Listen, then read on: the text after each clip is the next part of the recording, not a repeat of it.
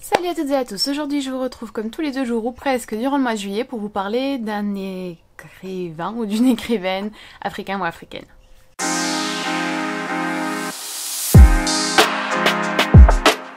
Aujourd'hui, je viens vous parler de ce roman, L'âge d'or n'est pas pour demain, écrit par Ayikwei Arma, qui est un auteur ghanéen qui est né en 1939 à l'œuvre assez riche parce qu'il a écrit des romans, des essais, des nouvelles, des textes pour enfants, bref, beaucoup de choses. Et je l'ai donc découvert avec le livre qui est sans doute le plus connu, c'est-à-dire L'âge d'or n'est pas pour demain, dont le titre original est The Beautiful Ones Are Not Yet Born,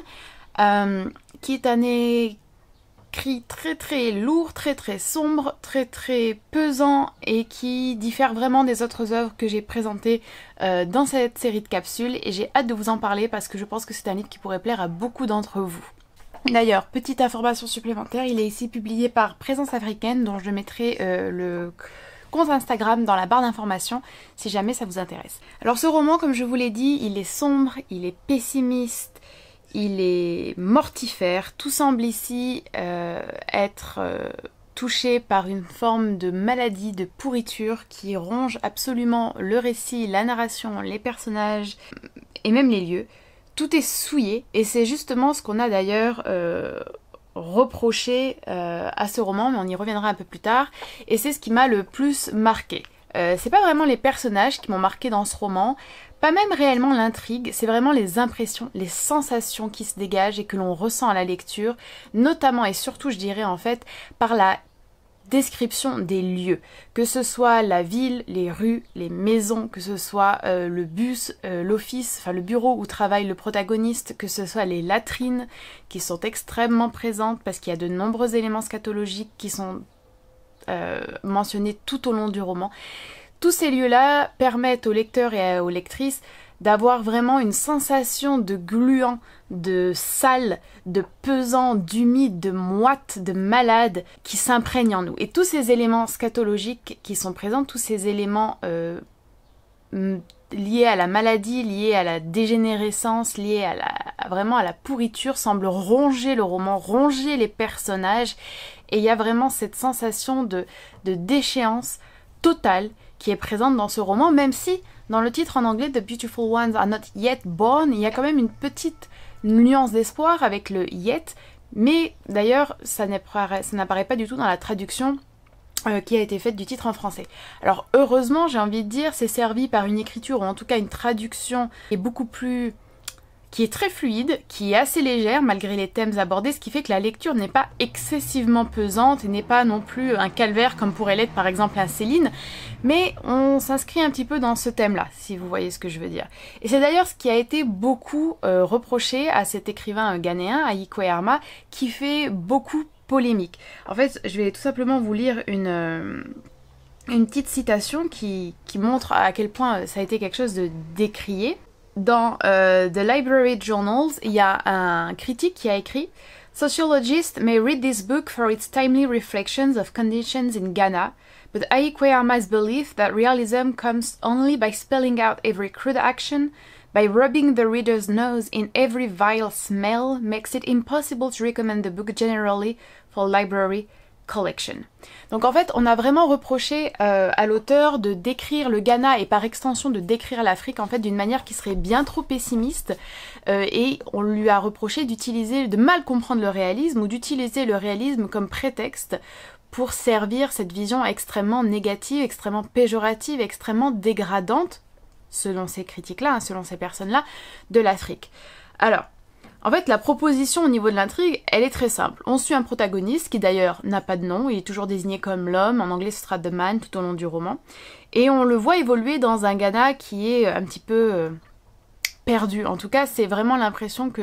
qu'on a à la lecture et c'est ce que semble vouloir nous indiquer l'auteur. C'est un Ghana qui est corrompu, c'est un Ghana qui est très pauvre, c'est un Ghana qui est divisé par des inégalités sociales criantes qui sont le résultat effectivement des corruptions, et le point central en fait c'est la confrontation entre cet homme et cette corruption et ce monde qui se désintègre et ce monde qui ne répond plus à aucune valeur dans laquelle il se retrouve. Cet homme refuse absolument en fait de rentrer dans ce jeu de la corruption malgré la pression de sa famille, malgré la pression de ses collègues, malgré les différentes opportunités qu'il peut avoir, et c'est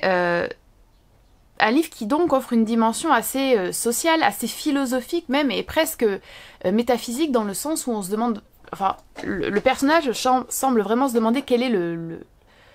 quelle est sa place, quel est le sens de la vie, qu'est-ce qu'on doit et qu'est-ce qu'on ne doit pas faire, qu'est-ce qu'on peut et qu'est-ce qu'on ne peut pas faire, et qu'est-ce que vivre réellement, et quel est le coût que l'on peut sacrifier, ou que le prix que l'on peut payer pour rester droit dans ses bottes ou en accord avec ses valeurs. C'est vraiment un livre qui offre de nombreuses pistes d'exploration et d'analyse. Comme vous pouvez le voir, j'ai quand même noté beaucoup de passages qui sont très intéressants. Et en fait, il y a vraiment toujours cette sensation de dualité, c'est-à-dire qu'on peut se concentrer entre les échos qu'il y a entre les corps et l'extérieur, qui sont toujours malades, vieillissants, exténués, moites, en sueur. Il y a aussi l'idée de la dualité dans les symboles et les images, parce que ça c'est vraiment une des composantes essentielles de ce roman. J'ai l'impression que l'écriture de Heiko Arma repose beaucoup sur les images. C'est un livre qui mériterait d'être lu plusieurs fois pour vraiment noter en fait tous les symboles, notamment le bus du début, bref, beaucoup d'éléments. Il y a beaucoup de transport dans ce roman. Il y a les voitures, il y a les trains, parce que l'homme travaille dans une entreprise ferroviaire. Il y a effectivement les bus qui sont le premier lieu où on comprend la corruption avec le contrôleur et le conducteur de bus. Bref, c'est vraiment un roman extrêmement riche, même si c'est une lecture qui n'est pas facile en raison des thèmes, mais surtout en raison, comme je vous l'ai dit, de cette sensation vraiment qui s'accroche à notre peau. Il y a également des thèmes de futur, il y a le thème de la fuite, il y a le thème de la rédemption qui est présent également. L'amour même semble impossible, les relations humaines semblent être contrariées par cette corruption qui vient s'instiller et distiller son poison en fait jusque dans les relations les plus intimes. Ça c'est quelque chose qui est très remarquable aussi dans le roman. Alors, j'aimerais quand même finir cette capsule en revenant sur un point. Comme je vous l'ai dit, cet auteur est un auteur qui fait polémique. Voilà, il ne fait pas vraiment consensus. C'est une figure controversée parce que, déjà premièrement en raison de son écriture, en raison de ce roman, mais bien d'autres également, en raison de ses positions même politiques ou idéologiques. Par exemple, c'était un fervent panafricaniste, ce qui n'est pas le cas de tous les Africains et de toutes les Africaines et de tous les écrivains africains-africaines. C'est aussi quelqu'un qui était totalement convaincu par les théories de Cheikh Anta Diop sur le fait que les Égyptiens antiques étaient noirs. C'est quelqu'un... alors qu'il y a de nombreuses études qui ont prouvé le contraire. C'est quelqu'un qui, par ses choix littéraires, s'est aussi beaucoup démarqué de la production de son époque. Bref, c'est un auteur qui a été beaucoup critiqué aussi bien positivement que négativement, et même par Chinua Achebe, à propos duquel j'ai fait